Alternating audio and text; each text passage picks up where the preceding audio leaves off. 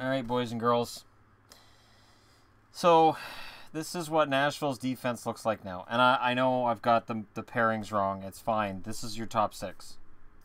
This is the best top six in hockey. They already had the best top four in hockey. They added Alexei, Emelin. They gave up a draft pick to do it. Nashville got better.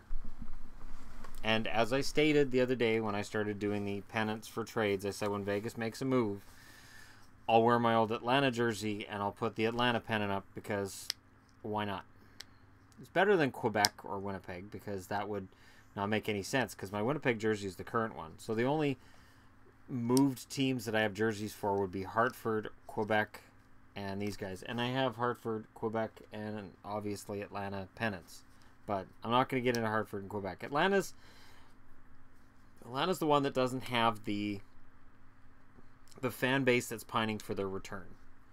Hartford does, and Quebec does. So I settle on Atlanta.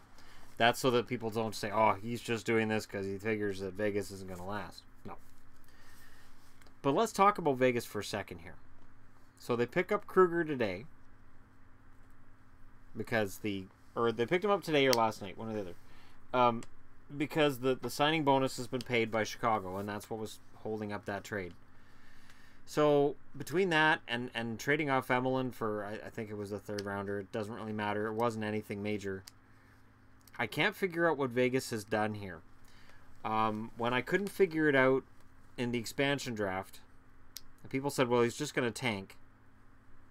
Okay. So he's going to tank. But he's going to put a team on the ice this year that isn't an NHL-ready roster? I heard people say, well, maybe Vegas will be big in free agency. And I thought they would be.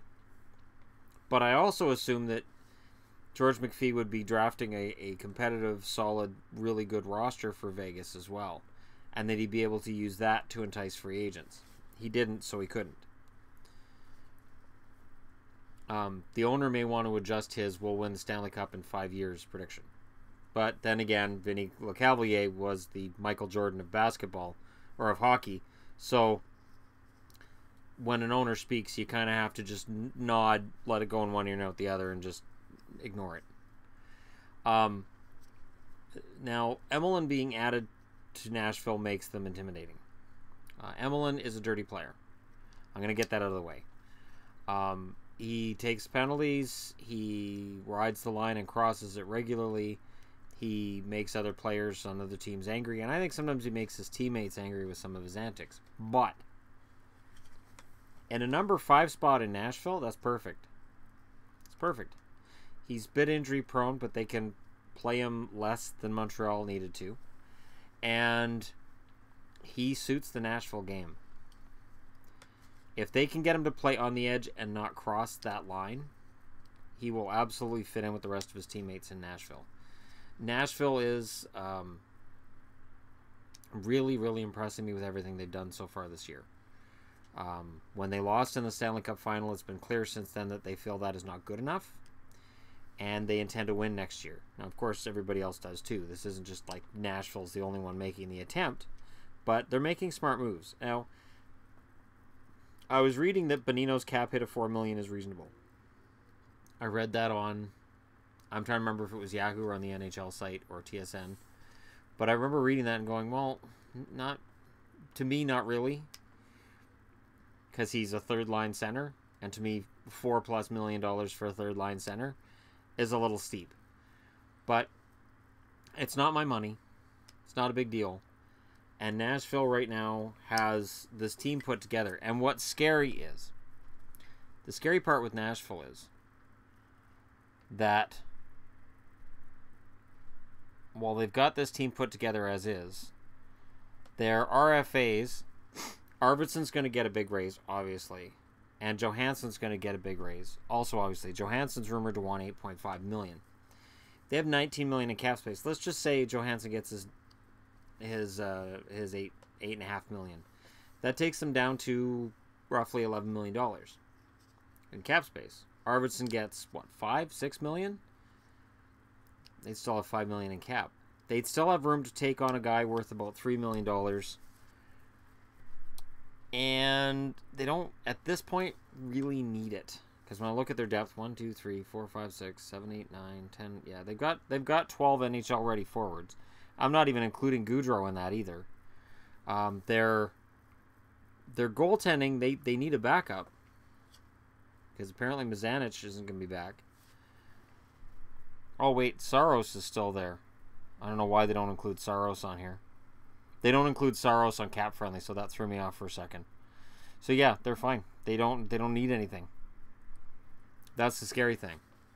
So Nashville's going to be a team that carries cap space, in all likelihood, and they can add at the deadline.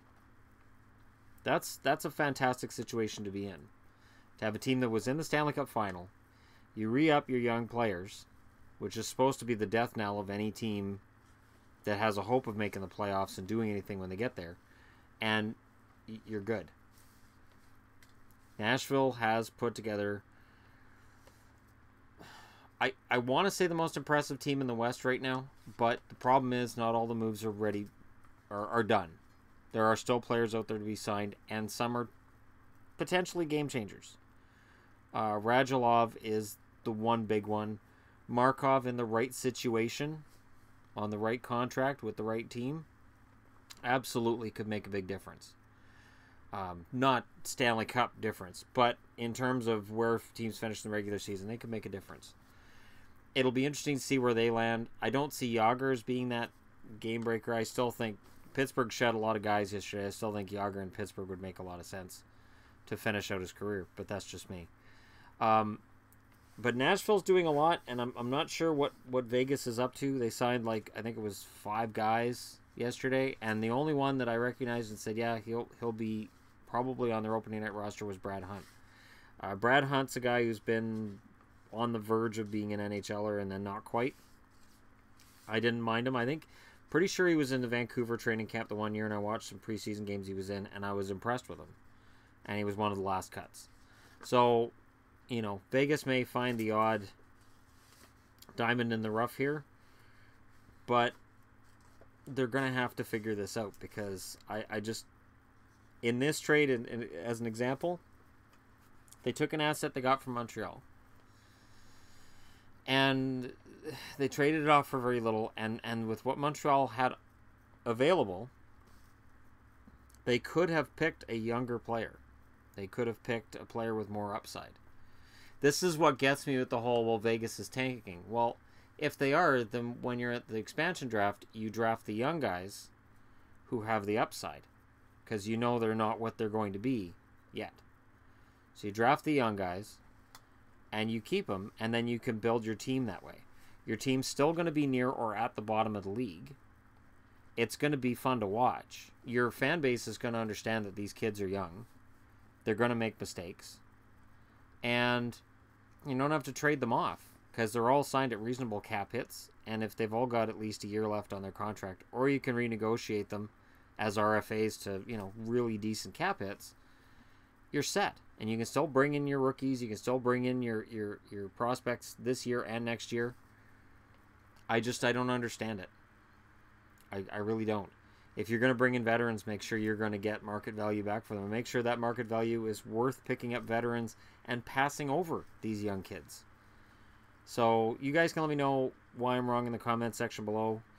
And if you're a Nashville fan, how good does it feel right now to know that your team is better? And Pittsburgh, right now on July 2nd, is definitely not as talented as they were before free agency. They have dropped some talent. I think they overpaid Hunwick. And I really think their depth at forward is going to be challenged this coming season. Could be really tough for Pittsburgh. But again, there's still guys out there. There's still players to be signed by Pittsburgh. I'm not writing them off. I just think that right now, Nashville looks pretty good. They look to be on their way up. And Pittsburgh could be in the same situation that other Stanley Cup champions have found themselves in before. Hit like and subscribe if you're browsing your way through. And thank you so much for watching. I'll talk to you guys again soon.